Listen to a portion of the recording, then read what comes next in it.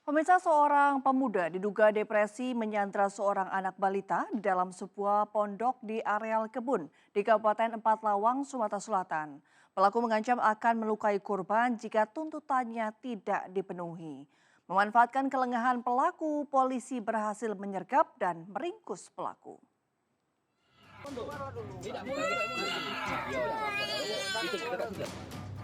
Aparat kepolisian Polsek Tebing Tinggi dan Polres Empat Lawang, Sumatera Selatan terus berupaya melakukan negosiasi di dalam pondok dengan pelaku yang sedang memegang parang sambil memeluk korban yang menangis ketakutan.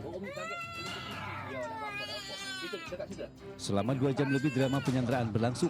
Upaya polisi membujuk pelaku untuk melepaskan sandera tak membuahkan hasil hingga akhirnya polisi memanfaatkan saat pelaku lengah.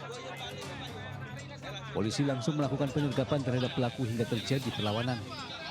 Pelaku yang terus melawan akhirnya dilumpuhkan dengan timah panas di bagian kaki. Saat hendak dibawa ke rumah sakit, warga yang emosi berusaha menghakimi pelaku. Beruntung aksi warga tersebut bisa diredam petugas. Sebelumnya warga desa Tabakebon, Empat Lawang, Sumatera Selatan dibuat geger oleh aksi pria tak dikenal yang menyandra seorang anak balita 4 tahun di dalam pondok area perkebunan. Kapolsek Tebing Tinggi AKP Elan Maruli menyatakan dugaan sementara pelaku mengalami depresi hingga nekat melakukan aksi penyanderaan. Keterangan dari saksi atau mendengar dari pelaku, diduga ini pelaku atas nama J tadi sepertinya terganggu gangguan jiwa karena permintaannya tidak masuk akal, meminta dibelikan mobil. Dari Empat Lawang, Sumatera Selatan, Amri Wijaya, iNews melaporkan. Seorang pemuda tega menganiaya temannya menggunakan celurit di kawasan Kampung Bahari, Tanjung Priok, Jakarta Utara. Meski sempat dilarikan ke rumah sakit, korban akhirnya tewas.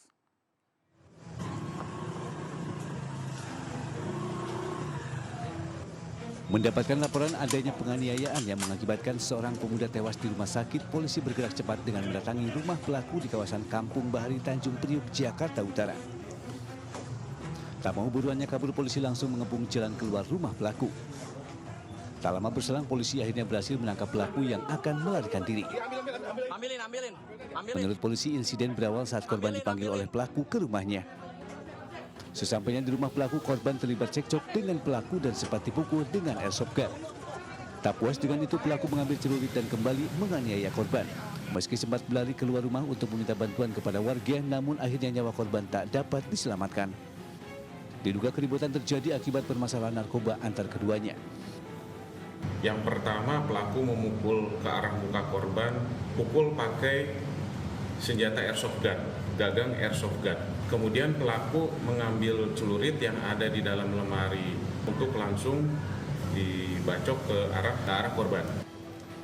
Untuk kepentingan pemeriksaan, polisi telah mengamankan sejumlah barang bukti, diantaranya celurit, sweater, dan 2 senjata airsoft gun dari kediaman pelaku.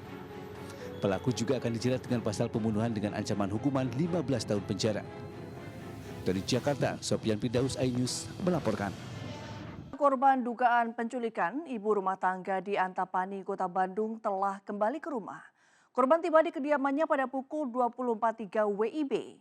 Korban ditemukan oleh pengemudi ojek pangkalan yang langsung mengantarkan ke rumahnya.